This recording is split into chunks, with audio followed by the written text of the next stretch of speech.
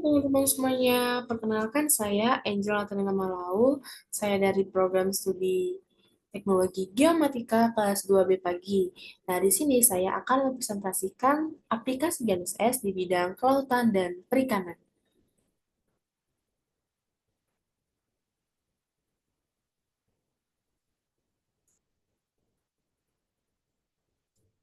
Nah, pernahkah kalian membayangkan gimana rasanya kita berada di tengah laut yang sangat luas tanpa daratan yang jauh dari pandangan mata?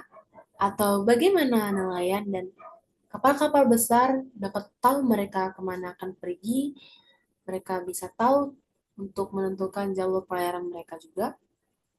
Nah, jawabannya ada pada satu teknologi canggih yaitu GNSS. Pada saat ini, saya akan mengajak teman-teman sekalian untuk menyelami dunia kelautan dan perikanan, yang ternyata sangat tergantung pada sinyal dari langit loh.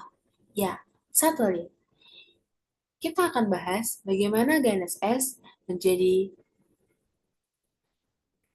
penentu arah dan harapan. Nah, sebelum kita lanjut ke pembahasan kita, saya akan menjelaskan sedikit tentang pengertian GNSS. Kepanjangan GNSS ialah Global Navigation Satellite System, adalah sistem navigasi berbasis satelit yang memungkinkan kita mengetahui lokasi secara tepat, akurat, real-time di permukaan bumi, kapan saja dan di mana saja. Nah, pertama, aplikasi GNSS di bidang kelautan dan perikanan. Yang pertama, navigasi kapal laut. Kapal nelayan hingga kapal-kapal besar seperti kapal tanker memanfaatkan GNSS untuk mengetahui posisi mereka dengan secara akurat.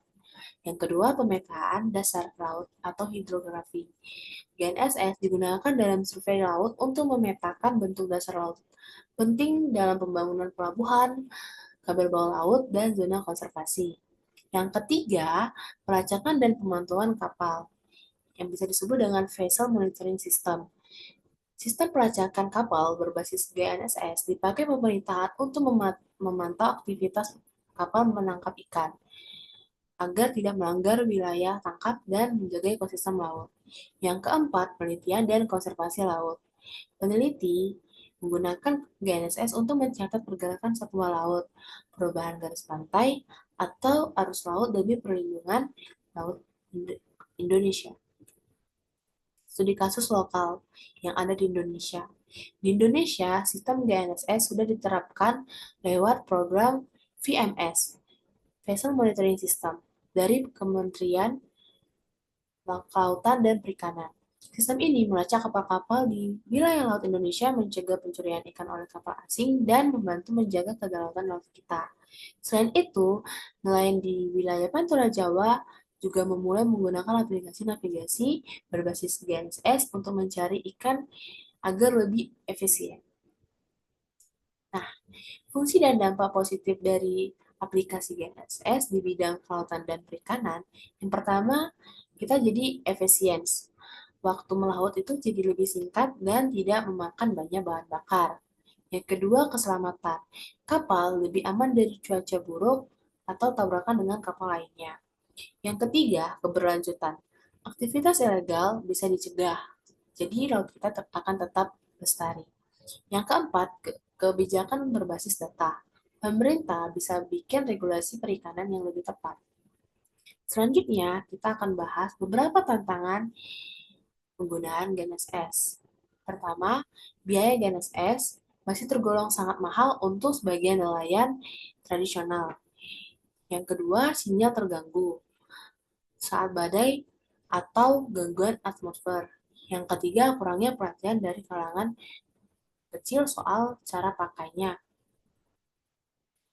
Nah, selanjutnya kita akan bahas tentang prospek kerja yang ada pada bidang kelautan dan perikanan. Nah, yang pertama ada surveyor hidrografi.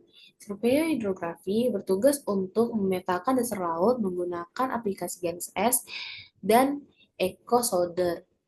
Yang kedua ialah analisis VMS, yaitu memastikan sistem navigasi berbasis GNSS di kapal berfungsi optimal.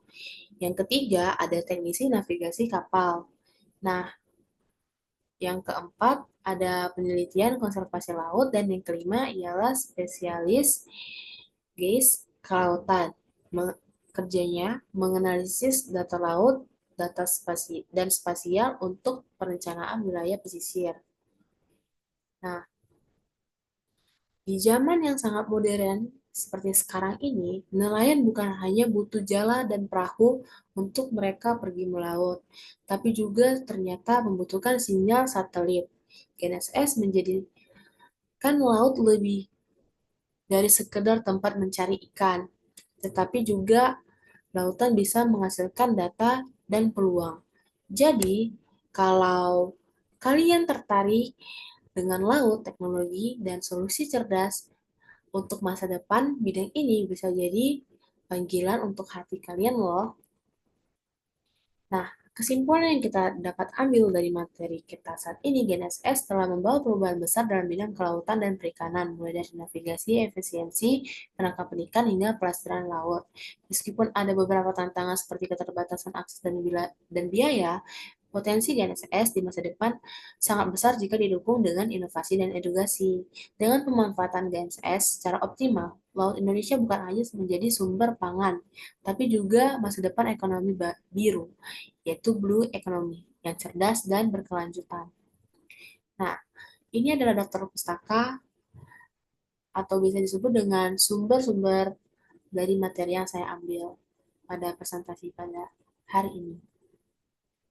Baik, saya terima kasih kepada teman-teman karena telah menonton video saya tentang bidang aplikasi GNSS di bidang kelautan dan perikanan. Saya minta maaf sebesar-besarnya jika ada kesalahan kata atau kalimat. Saya pamit undur diri. Terima kasih.